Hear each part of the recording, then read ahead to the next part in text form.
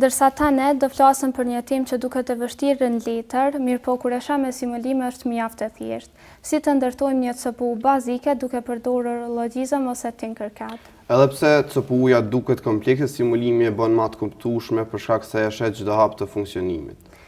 Por pse simulime? Me simulime ne nuk kemi nevojë për pajisje fizike. Gabimet isha drejt për drejt dhe çdo komponent mund është me testu pa kosto. Plus, domethënë është rrjedhën e bitëve në kohë reale, gjë që ka na ndihmu shumë në arkitekturën e kompjuterit.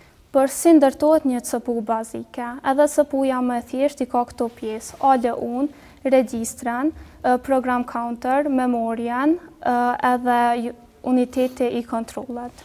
Po, domethënë Logjizëm i ki këtu gati, vetëm i lidh me kablo edhe i sheh instruksionet që shkalojnë prej ROM-it në regjistra dhe në ALU. Tash le ta bëjmë një krahasim mes Logjizëm edhe Tinkercad. Logjizëm është ideal për ndërtu CPU të plota dhe qarqe logjike. Ndërsa Tinkercad është më shumë vizual dhe shumë i mirë për header, flip-flop edhe për Arduino, por jo për CPU të kompletuar. Pse është e rëndësishme? Është shumë e rëndësishme se është baza e arkitekturës së kompjuterit. Pa kuptu këto mirë, pjesët e tjera do na duken shumë vështira. Pra, simulimet e kthejnë teorinë në diçka që ne e shohim. Pra, simulime është mënyra më e mirë për me pa procesoren duke punuar. Faleminderit për vëmendjen.